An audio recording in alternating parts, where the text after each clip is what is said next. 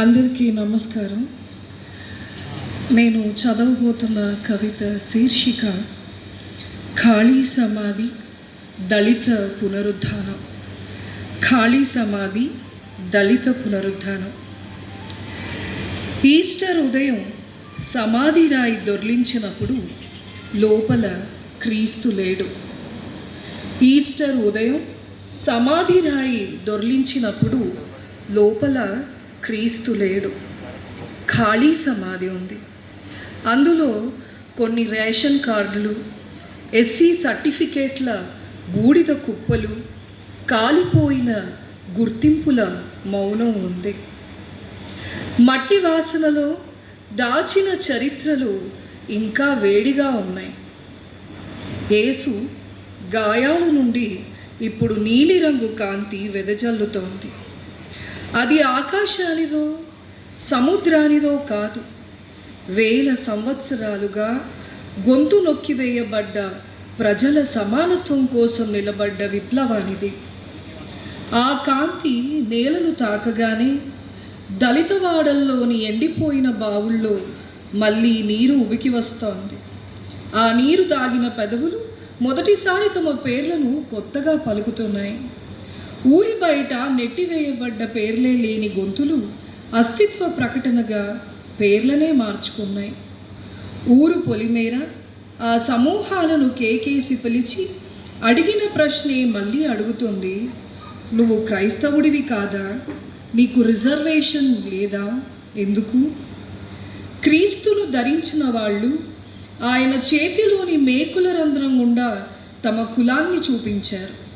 తమను ఊరి చివరన నిలబెట్టిన అస్తిత్వ గీతలను చూపించారు. ఇప్పటికీ ఆ ఊరవతల గుడిసెల్లో సిలువపై ఆయన శరీరం కాదు, ఒక జాతి వేలాడుతోంది. ఆయన విముక్తినిచ్చిన వీళ్ళని ఇక్కడ ఇంకా గీతల్లోనే ఉంచిన వర్గీకరణ వేలాడుతోంది. అంటరాని తనపు జాడలు క్రీస్తును కూడా చుట్టుముట్టుకున్నాయి. వాళ్ళందరూ ఒక నమ్మకంతో పునరుత్థాన కీర్తనలు పాడుతుంటే ప్రార్థన గదిలో బైబిల్లోని అక్షరాలు ఒక్కొక్కటిగా విడిపోయి గొలుసులు తెంచుకున్న పక్షుల్లా ఎగిరిపోతున్నాయి. ప్రతి వాక్యం న్యాయస్థానంలో సాక్షిగా నిలబడుతోంది. ప్రతి పదం తిరస్కరించబడిన చరిత్రను తిరిగి రాస్తోంది. కీర్తనలు, ప్రార్థనలు పాడే వాళ్ళ మీద కేసులు, ఇప్పుడు అవి డిమాండ్లు. తిరిగి పొందాల్సిన జీవన హక్కుల కోసం, మానవ హక్కుల కోసం ఈ దేశం ఎన్ని పునరుద్ధానాలు చూడాలో. చర్చి గంట మోగిన ప్రతిసారి ఒక ప్రశ్న ఇప్పటికీ వినిపిస్తోంది. దేవుడు అందరికీ ఒకడే అయితే మనుషుల్లో సమానత్వం ఎందుకు లేదు? దేవుడు అందరికీ ఒకడే అయితే మనుషుల్లో సమానత్వం ఎందుకు లేదు? ఆ ప్రశ్నల మధ్యలోనే క్రీస్తు నిలబడ్డాడు. తన చేతులను చాచి సిలువను కాదు మనల్ని చూస్తూ ఆయన ప్రేమను గాయం మాన్పే ఔషధమే కాదు, గాయాన్ని చూపించే ధైర్యం. ఆయన పునరుద్ధానం ఒంటరి అద్భుతం కాదు, ప్రతి అణిచివేయబడ్డ మనిషి లేచి నిలబడే పిలుపు.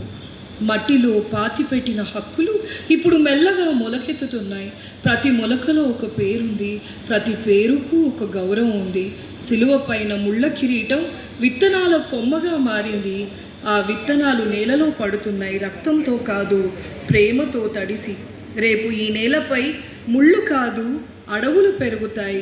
అప్పుడు ఆ రోజు ఎవరూ ఎవరినీ అడగరు నువ్వెవరని.